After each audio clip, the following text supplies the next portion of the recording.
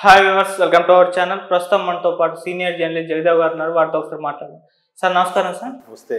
Sir Mallareddy గారు రీసెంట్గా assembly దగ్గర తీన్మార్ మల్లన్న గారిని కలవడం చూసాం. సో అక్కడ మెజారిటీ ఒకవేళ సభ్యులు అవసరమైతే కాంగ్రెస్ పార్టీకి మీరేమన్నా మద్దతు తెలుపుతారా అని అంటే తెలుపుతారని చెప్పేసి ఆయన చెప్పడం చూసాం. అంటే ఏంటి ఇప్పుడు ఇంత తొందరగా కాంగ్రెస్ పార్టీకి అయినా సరెండర్ అయ్యారు ఏంటి మల్లారెడ్డి గారు అని చెప్పేసి ఒక వార్త వైరల్ అవుతుంది. సోషల్ మీడియాలో కూడా అలాగే డిస్కస్ చేసుకుంటున్నారు. ఎందుకంటే ఆయన మీద కేసులు పెట్టడం ఇవన్నీ చూస్తాం. దీనివల్ల ఆయన సరెండర్ అయిపోయారని అంటున్నారు. మరి దీనిపైన మీ ఒపీనియన్ ఏంటి సార్? అంటే అసలు రాజకీయాలు ఎవరు గవర్నమెంట్ వాళ్ళు ఎవరు ప్రభుత్వం ఉంటే వాళ్ళు ప్రతిపక్షాల మీద కక్ష తీర్చుకోవడము లేదంటే కేసులు పెట్టడం అనేది పక్క రాష్ట్ర సంస్కృతి లాగా మెల్లమెల్లగా అందరికీ పాకుతున్నట్టు అనిపిస్తుంది.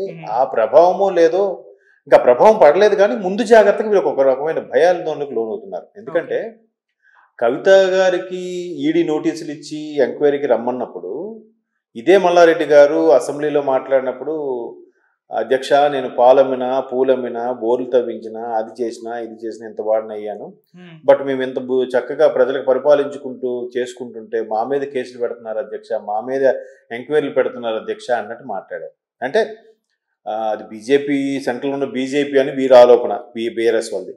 సో ఆడ ఈడీలు కానీ సిబిఐ ఎంక్వైరీ కానీ వేస్తున్నారు అన్నట్టుగా మాట్లాడారు.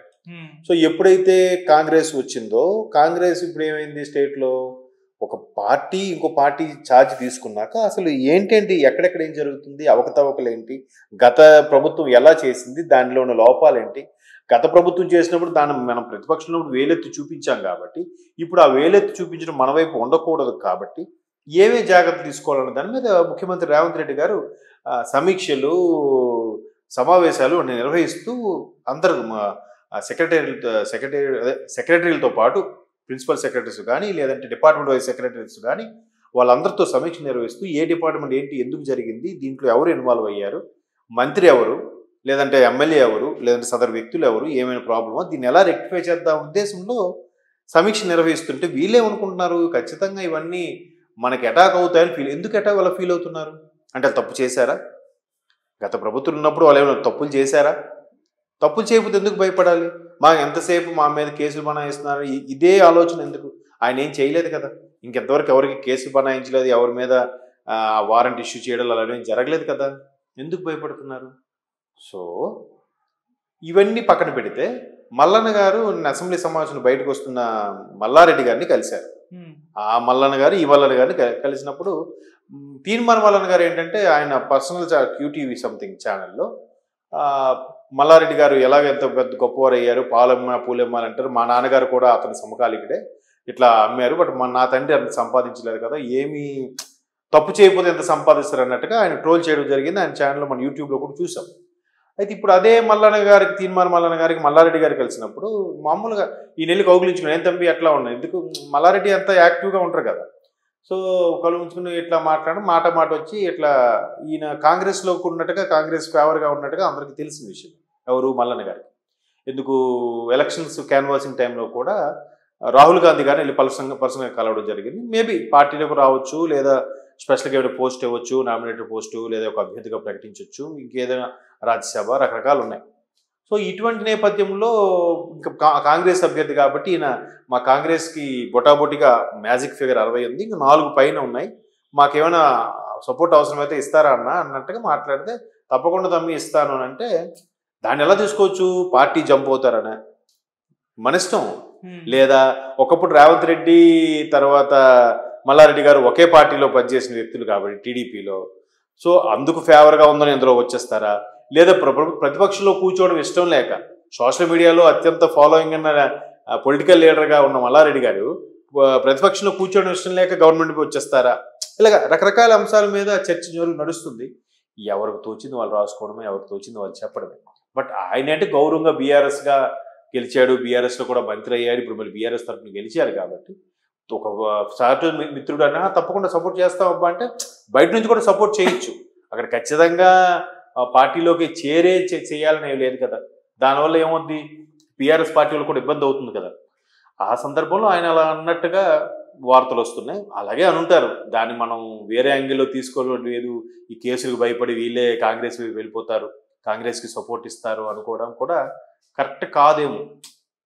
మరీ అంత ఓపెన్గా ఎథిక్స్ లేకుండా వెళ్ళిపోతారని నేను అనుకోను. ఓడిపోయిన వెంటనే పార్టీ ఫిరాయింపు చేసేయడం, గెలిస్తే అందులో ఉండడం అట్లా. బట్ కొత్త వాళ్ళు అలా చేశారని అర్థం ఉంది. ఎందుకంటే అరే గెలిస్తే మనం అధికార పక్షం వైపు కూర్చుంటాం కదా అని ఫీలింగ్ ఉన్నవాళ్ళు, ఓడిపోయినా కూడా ఫస్ట్ టైం గెలిచిన వాళ్ళు లేదా 2-3 సార్లు గెలిచిన వాళ్ళు, కొత్తగా చిన్నవాళ్ళు గవర్నమెంట్ వైపు ఉంటే బాగుంటుంది, మనకి పనులు ఏమైనా జరుగుతాయి, పార్టీ గవర్నమెంట్ తరపున ఎమ్మెల్యే కదా, సిట్టింగ్ ఎమ్మెల్యే అని ఉంటుంది కదా అని అటువంటి వాళ్ళు మారితే బాగుంటుంది. కానీ ఇట్లా మంత్రిగా చేసి బీఆర్ఎస్ తరపున అంత క్రేజ్ ఉన్న వాళ్ళు మారరు.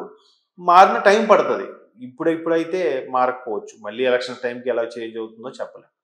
అట్లా ఆ సందర్భంలో మల్లారెడ్డి గారు మన తీన్మార్మలతో అన్నారు. దానికే ఉంది, అట్లా దాన్ని మనం ఎలాగైనా తీసుకోవచ్చు. అంతేగాని ఎందుకంటే రేవంత్ రెడ్డి గారు కూడా మల్లారెడ్డికి బాగా సుపరిచితులే. ఎందుకంటే మల్లారెడ్డి గారు ఇన్ని కోట్లు, ఇన్ని కాలేజీలు ఎట్లా సాధ్యము, నిజంగా పాలు పూలు అమ్మితే ఏంటికి బిహైండ్ ది సీన్ ఏం జరిగిందని కూడా చాలా మందికి సందేహాలు ఉన్నాయి. సో దాన్ని దృష్టిలో పెట్టుకుని కూడా రేపొద్దున ఎంక్వైరీ చేయొచ్చు, లేదంటే వెరిఫికేషన్కి చూడొచ్చు. ఎందుకంటే వరంగల్లో కూడా ఒక ఎమ్మెల్యే గారికి ఇట్లాగే ఎంత బకాయిలు చెల్లించారు, ఇంత చెల్లించాలన్న దాని మీద ఇన్వెస్టిగేషన్ ఏదో నడుస్తుంది. సో ఆయన అక్కడ మరీ టూ మచ్గా ఉంది కాబట్టి ఎంక్వైరీ పెట్టారు. ఇక్కడ అలా లేదు కదా. ఎవరైనా అలా లేకుండా లేదా వాళ్ళ మీద రిపోర్ట్ ఇవ్వకుండా మ్యాక్సిమం చెయ్యరు.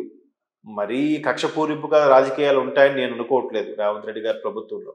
సో క్యాజువల్గా అంతా సవ్యంగానే ఉంటుంది అనుకుంటున్నాను. మరీ ఎవరైనా ఎక్కువ చేస్తే మాత్రం ఖచ్చితంగా ప్రభుత్వం లా అండ్ ఆర్డర్ చర్యలు తీసుకోవాల్సిన సమయం వస్తే తీసుకుంటారు. అంటే సార్ రేవంత్ రెడ్డి గారి ఎర్ర బుక్ లో మల్లారెడ్డి గారితో పాటు ఎర్రబెల్లి దయాకర్ రావు వీళ్ళిద్దరు పేర్లు లిస్ట్లో ఉన్నాయని చెప్పేసి చాలా రాజకీయ వర్గాల్లో కానీ మీడియాలో కానీ ఆ మధ్య ప్రచారం కూడా అయ్యాయి. సో ఆ రకంగా మల్లారెడ్డి గారిని టార్గెట్ చేయొచ్చు రేవంత్ రెడ్డి గారు అన్న కూడా వార్తలు బయటకు వచ్చాయి. మరి ఏంటి సార్? అంటే అదే అండి, ఆయన మల్లారెడ్డి గారు పాలమ్మినా పూలమ్మినా ప్రజలకు సేవ చేసుకుంటున్నా, బోర్లు తవ్వించినా అయినా మా మీద కేసులు వేస్తారేంటి అధ్యక్ష అని చెప్పి ఒక నిట్టూర్పుతో మాట్లాడారు ఆయన అసెంబ్లీలో. ఆ తర్వాత దాది చాలా వైరల్ అయింది, మీరు చూసే ఉంటారు.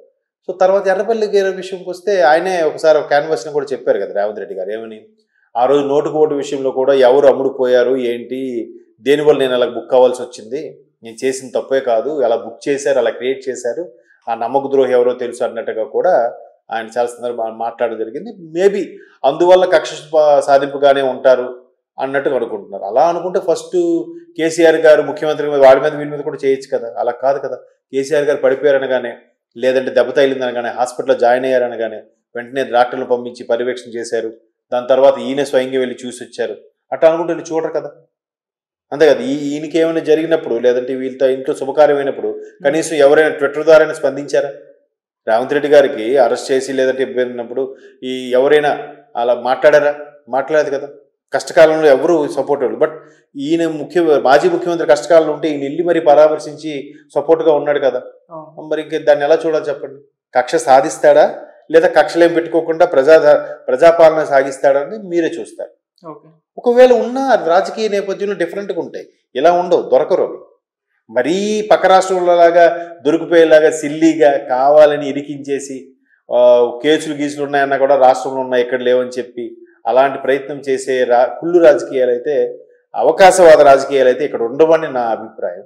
సో రేవంత్ రెడ్డి గారు అలా ఉండరు. మొదటి నుంచి కూడా డే 1 నుంచి చూస్తే ఒకదాని తర్వాత సమీక్షలు అన్నీ నిర్వహిస్తున్నారు. కానీ అలాగా ఎవరికైనా తప్పు జరిగితే, మిస్టేక్ జరిగితే సరిదిద్దుకోమని చెప్తున్నారు. పాత వాళ్ళు ఎవరిని కూడా రిజైన్ చేయొద్దు అని చెప్పేది కారణం ఏంటంటే, మిస్టేక్ జరిగినప్పుడు వాళ్ళకి ఇన్వెస్టిగేషన్ పిలవాలి కాబట్టి. Within the premises, within the పెర్మిషన్లో ఉంటే అప్పుడు పిలవడానికి ఈజీగా ఉంటుందని వద్దంటున్నారు. అంతే తప్ప కక్ష సాధింపులు, జైలు పట్టిస్తారు, చెప్పకూడదు వినిపిస్తారు, ఇవన్నీ నేను నమ్మట్లేదు. Thank you so much. Thank you.